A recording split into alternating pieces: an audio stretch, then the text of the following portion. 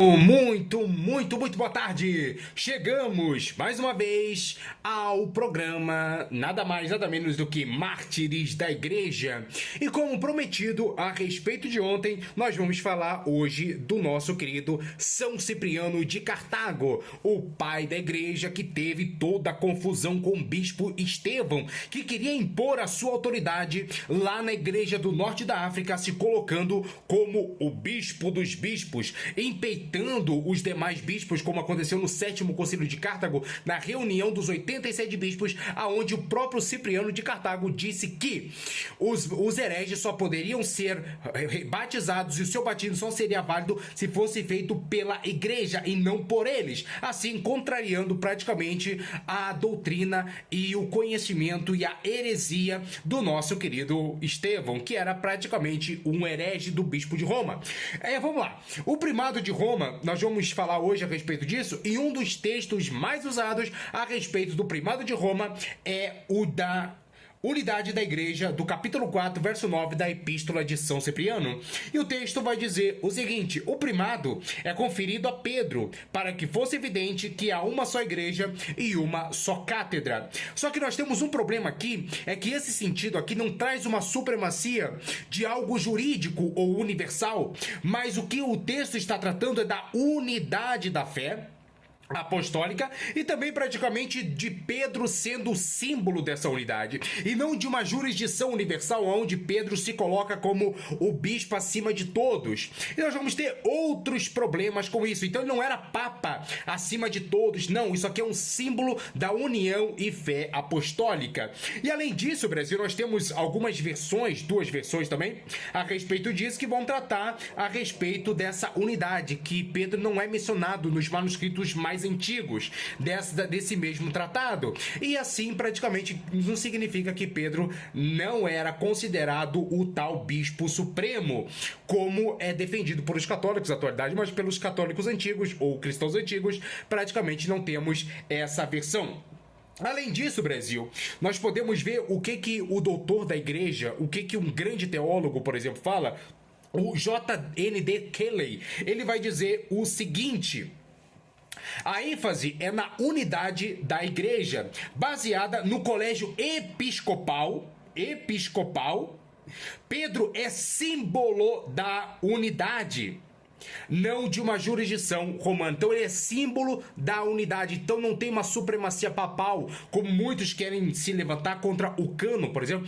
Muitos defendem o Cânon de Calcedônia lá, né? Como se fosse um tratado dele ser o bispo universal, só que na verdade contraria o Cânon de Concílio de Niceia. Então não há uma jurisdição papal aqui. Então nós vamos continuar com o texto a respeito disso. Olha o que ele fala. Cipriano rejeitou a autoridade universal do Papa. Durante a controvérsia sobre o rebatismo de hereges, o Papa Estevão tentou impor sua decisão à Igreja do Norte da África. Cipriano respondeu com firmeza. Vamos ver o que ele vai responder? Nenhum de nós se considere bispo dos bispos, nem força seus colegas à obediência por tirania. Cada bispo tem plena liberdade e autoridade para decidir em sua igreja e não pode ser julgado por outro. Sétimo Concílio de Cartago, do ano 256. Então nós analisamos que o desejo praticamente de Estevão era simplesmente o rebatismo dos hereges, o rebatismo feito por eles. Então Cipriano, ele combate essa heresia desse Papa Romano da seguinte forma: olha, se eles realmente querem o rebatismo ou o batismo, então é necessário que o único batismo que seja válido é simplesmente o da própria igreja. Então entra toda aquela controvérsia. Então o que acontece? Quando Estevão ele tenta se impor sobre o próprio Cipriano de Cartago, nós temos um problema. O próprio Cipriano de Cartago, ele praticamente teve que reeditar essa epístola dele aqui, esse tratado dele, porque o próprio Estevão estava usando desse próprio tratado para colocar ordem sobre as igrejas da África. Então ele estava querendo se impor como uma autoridade suprema. Então nós temos, por exemplo, alguns historiadores que afirmam exatamente isso, que o próprio Cipriano de Cartago, a respeito disso aqui, teve que fazer uma reedição, teve que reeditar tudo de novo. Oh, meu Deus! Então, olha só, quando teve essa suposta autoridade do Papa Estevão, nós vamos ter um problema aí. Vamos lá. Olha só o que Cipriano fala na Epístola 74 contra o Estevão. Tu és pior que todos os hereges e cismáticos, estás unidos aos inimigos de Deus. Tu és um defensor de hereges contra os cristãos, na Epístola 74. Praticamente Cipriano, além dele ter de não se impor, de não se colocar como submisso ao bispo de Roma, ele ainda chama ele de herege e também ele o chama de bispo cismático. Até porque, não sei se você sabe, que o próprio pai da igreja, Irineu de Lyon, ele repreendeu o outro bispo romano chamado Vítor exclusivamente por causa dessas imposições, de querer se achar o tal. Então, por conta desse suposto rebatismo de hereges que o próprio bispo Estevão queria impor sobre as igrejas da África, praticamente teve esse problema aí. Aí o texto vai continuar. Nenhum de nós se considere bispo dos bispos, nem força seus colegas à obediência por tirania. Cada bispo tem plena liberdade e autoridade para decidir em sua igreja e não pode ser julgado por outro. Conselho de Cartago. Então nós temos outras questões aqui, que o Cipriano defende, praticamente, na verdade, o colégio episcopal de Roma, e não uma jurisdição onde o bispo se coloca como autoridade suprema. Isso não condiz com o que está nos tratados de São Cipriano. Sobre a unidade da igreja, no capítulo 5, olha o que ele fala. Ele rejeitava qualquer ideia de um bispo sobre os outros. Sua visão era de uma igreja governada de forma colegiada e não uma única autoridade universal. Então você nota que não há problema, não há nenhuma suposta jurisdição do bispo de Roma. Só que o que acontece pelos opositores aqui, eles pensaram o seguinte: nós podemos ao tratado de Cipriano de Cartago contra eles mesmos. E nós vamos pegar praticamente situações complicadas aqui. Por exemplo, nós temos a respeito da unidade espiritual, que era um dos pontos que era mais falado a respeito disso, que Cipriano de Cartago praticamente falava. Assim como o Senhor que habita em nós é um e o mesmo, ele em todos os lugares junta e acopla seu povo no vínculo da unidade. Então você nota que todo o contexto da epístola é citado a respeito da unidade da igreja, e não a respeito de um bispo universal que comanda o mundo inteiro de forma global. Não tem nada a ver com isso, e sim das unidades da igreja. Então nós temos alguns problemas com isso. Por exemplo, e eu vou te mostrar quais são. Olha só. A respeito do capítulo 4, nós temos um dos revisores que praticamente fez uma organização nos textos patrísticos. Nós temos, por exemplo, Philip Shaw. Olha o que ele vai dizer. Aparentemente, Philip Shaw organizou vários textos dos pais da igreja. Acreditava que a versão papal era resultado de uma interpolação, como lemos em um de suas elucidações. Este é apenas um exemplo da forma como Cipriano foi doutorado, para trazê-lo para uma forma capaz de ser reinterpretado. Mas você perguntar quais as provas de tais interpolações? Ele vai responder: a grandemente celebrada edição beneditina lê da mesma forma que a coluna interpolada lê. E quem não iria dar crédito a Belúzio? Agora note, Belúzio rejeitava essa interpolação e outras mais morrendo.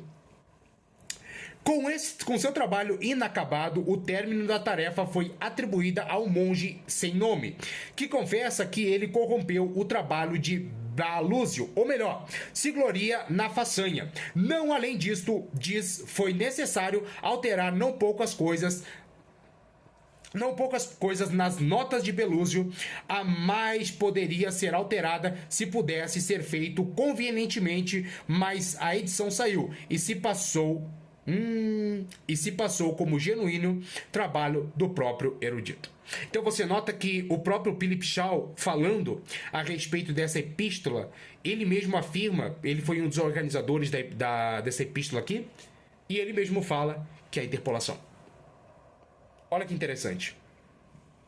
Então você nota que Philip Shaw, ele ainda escreve o simbolismo, olha o que Philip Shaw fala, o simbolismo da cátedre Petrie tem sido a fonte de muitos mal-entendidos e disputas. Talvez pode ser entendido mais facilmente por se olhar ao tratado especial que ele escreveu para defender sua própria posição, como último bispo por direito de Cartago e a de Cordélio contra Novaciano. A saber, o de Novaciano Ecclesia, ou como ele foi conhecido na Idade Média, sobre a simplicidade dos prelados. O capítulo de maior interesse é o quarto. Controvérsia tem seguido este trabalho porque duas versões deste capítulo existem dessa forma.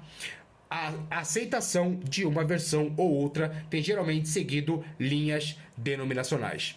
Aí você nota que há problemas com a interpelação. Então, será mesmo que ele foi bispo de Roma? Ou, perdão, será que há uma jurisdição papal por trás disso? A gente vai ter alguns problemas referente a isso, tá? Por exemplo, eu vou te dar um exemplo aqui, tá? Para você poder entender. O dicionário patrístico concorda, por exemplo, com Cayley. Ele vai dizer o seguinte: quando Cipriano percebeu que o bispo de Roma intervinha nas questões internas, o que acontece? Eu vou explicar de novo para você poder entender. Com esse tratado do capítulo 4, verso 9, a respeito da supremacia papal e de Pedro ser, digamos, o pontifício, ou melhor, o tal da Igreja Católica, nós temos um problema drástico ali. Eles querem usar este tratado para detonar com Cipriano de Cartago. Então, eu tenho autoridade também, posso me impor sobre as igrejas da África. Era o pensamento do nosso querido Estevão. Só que nós vamos ter esse problema. Olha o que o dicionário patrístico fala. Quando Cipriano percebeu que o bispo de Roma intervinha nas questões internas das igrejas africanas, sentiu-se ferido em sua autoridade. Mas ainda havia mais. Estevão parecia ter interpretado em sentido largo demais o primado de Roma. Como se deduzia do capítulo 4 de Unitatis de Cipriano. Ferido no mais sensível, o bispo de Cartago reescreveu por inteiro o trecho em questão, passando em silêncio o primado de Pedro. Olha que bomba! Então você nota que o próprio dicionário patrístico, ele afirma que Cipriano, quando percebeu que as questões e a imposição de Estevão estava usando praticamente a própria epístola dele, o próprio tratado dele, para ir contra ele, o que o nosso querido Cipriano fez? Ele teve que reeditar tudo, praticamente, porque houve um mal-entendido. Então, o próprio dicionário patrístico, ele está falando que Estevão parecia ter interpretado em sentido largo, em amplo. Olha, se praticamente ele está dizendo que nós temos uma autoridade suprema, supostamente falando de Pedro, então nós temos autoridade sobre todos. Fica estranho, não fica? Então ele fala, mas ainda havia mais. Estevão parecia ser interpretado em sentido largo. Demais, o primado de Pedro, como se deduzia do capítulo 4 do Unite de Cipriano, ferido no mais sensível, o bispo de Cartago reescreveu, olha o que ele falou, ele reescreveu praticamente esse tratado por inteiro, o trecho em questão, passando em silêncio o primado de Pedro. Então você nota que essa questão do rebatismo de hereges é muito complexa. Se nós lemos a epístola 66 de São Cipriano, por exemplo, ele vai dizer que aonde deve estar o bispo, ali está a igreja e a igreja no bispo. E quando ele faz citação, é uma simbologia de Pedro. Pedro é o símbolo da sé apostólica, como eles falam. Só que o problema é que esse tratado patrístico aqui, o dicionário patrístico, ele nos traz uma reflexão que o próprio Papa ou Bispo Estevão, ele exagerou na interpretação do Tratado de São Cipriano e por conta disso praticamente quis se achar o bambambam do pedaço. Eu espero ter respondido algumas perguntas. Forte abraço, obrigado pelo carinho e aqui encerra mais uma sessão.